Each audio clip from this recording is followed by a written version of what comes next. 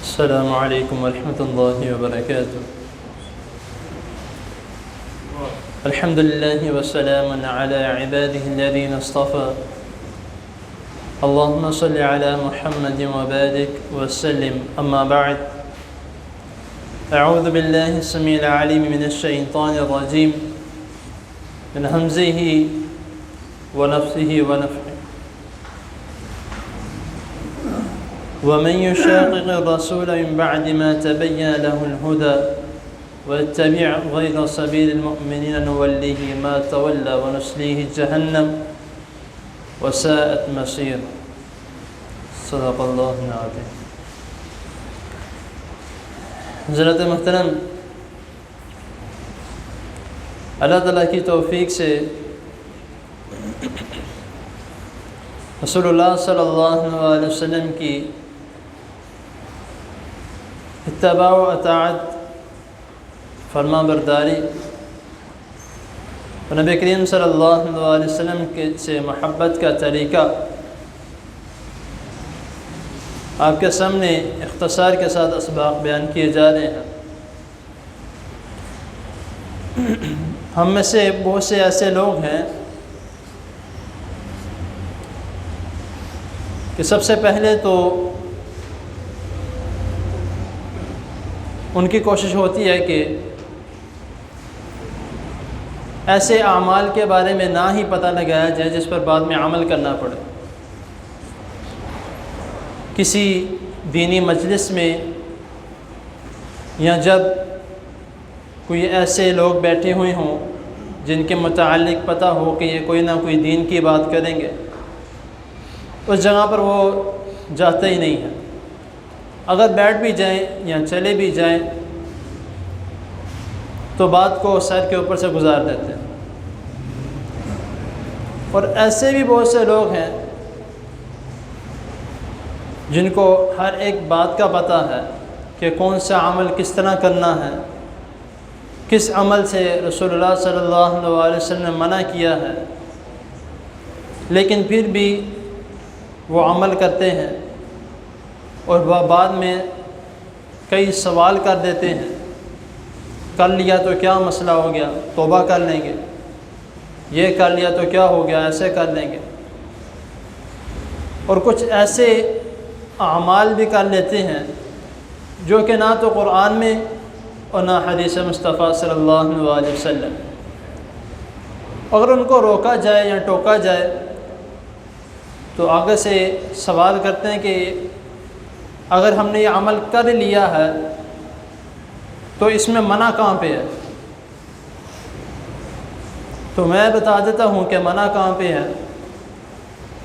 ابھی جو آیت کریمہ میں نے آپ کے سامنے تلاوت کی ہے، سورۃ النساء 5واں سپارہ آیت نمبر 115، کہ اللہ رب العزت فرما رہے ہیں کہ وَمَن يُشَاقِقِ الرَّسُولَ مِن بَعْدِ مَا تَبَيَّنَ لَهُ الْهُدَى وَيَتَّبِعْ غَيْرَ سَبِيلِ الْمُؤْمِنِينَ نُوَلِّهِ مَا تَوَلَّى وَنُصْلِيهِ جَهَنَّمَ وَسَاءَتْ مَصِيرًا۔ کہ جو شخص جس کے پاس راہ ہدایت یعنی کہ ہدایت کے معاملات یا ایسے اعمال جس کے متعلق اس کو پتہ ہو کہ یہ عمل کرنا گناہ ہے اور یہ عمل رسول اللہ صلی اللہ علیہ وسلم نے نہیں کیا، تو لیکن پھر بھی وہ جان بوجھ کر ایسا عمل کرتا ہے جو کہ گناہ والا ہے یا جو دین سے ہٹ کے ہے، اور وہ صحابہ کرام، یہاں پہ جو مومنین کا لفظ استعمال کیا گیا ہے وہ صحابہ کرام رضی اللہ تعالی عنہم کے لیے کیا گیا، مؤمن نولیہ، اور ان مومنین جو صحابہ کرام ہیں ان کے جس راستے پر وہ چلے، اور صحابہ کرام رضی اللہ تعالی عنہم یہ وہ ہیں جنہوں نے براہ راست رسول اللہ صلی اللہ علیہ وسلم سے علم حاصل کیا، نبی کریم صلی اللہ علیہ وسلم سے دین سیکھا، ان کے راستے پہ بھی نہیں چلے۔ ان دونوں سے، رسول اللہ صلی اللہ علیہ وسلم کے طریقہ کار سے بھی اور صحابہ کرام رضی اللہ تعالی عنہم کے بھی طریقہ کار سے انہوں نے منہ موڑ لیا، یہ جانتے ہوئے بھی کہ یہ عمل درست نہیں ہے، یہ عمل رسول اللہ صلی اللہ علیہ وسلم نے نہ کر کے دکھایا، نہ حکم دیا، تو لیکن پھر بھی وہ یہ عمل کرتے ہیں نولیہ ما تولی ونصلیہ جہنم، تو ان کے لیے جہنم تیار کی گئی ہے جو کہ جس کی ان کو سزا ان کو مل جائے گی۔ وساعت مصیرا، اور یہ ایسی جگہ ہے جہاں پہ رہنا بہت برا ہے اور بہت خوفناک ہے۔ تو اس آیت کریمہ سے ان سب کے سوالوں کے جواب مل جاتے ہیں جو یہ کہتے ہیں کہ منع کہاں ہے، یا یہ کرنا کہا ہے نہیں ہے، اس کا مجھے دلیل دکھاؤ، اس سب کا سوال یہاں پہ مل جاتا ہے۔ کیونکہ ایک ایسا عمل جو انسان صرف اور صرف اپنی مرضی سے کرتا ہے، نہ اس کا قرآن میں کوئی ثبوت ہے، نہ کسی حدیث میں اس کا کوئی ثبوت ہے، وہ دین سے ہٹ کے کیا جاتا ہے۔ اور ایسا عمل کرنے والے کو کیا کہتے ہیں، آپ سب جانتے ہیں کہ یہ وہ عمل ہوتا ہے جو کہ بدعت کہلاتا ہے، کہ آپ نے وہ عمل کیا جو کہ نہ کہ رسول اللہ صلی اللہ علیہ وسلم نے کیا، نہ صحابہ نے کیا، نہ اس کے بعد جو ائمہ کرام آئے نہ انہوں نے کیا، جو اس کے بعد علماء آئے نہ انہوں نے کیا، نہ تبع تابعین نے کیا۔ تو یہ ایک لڑی ہے، ایک چین ہے۔ تو اگر اس چین کے مطابق ہم چلیں گے تو ٹھیک ہے، اگر اس چین سے ہٹ کے کوئی اپنا عمل کریں گے،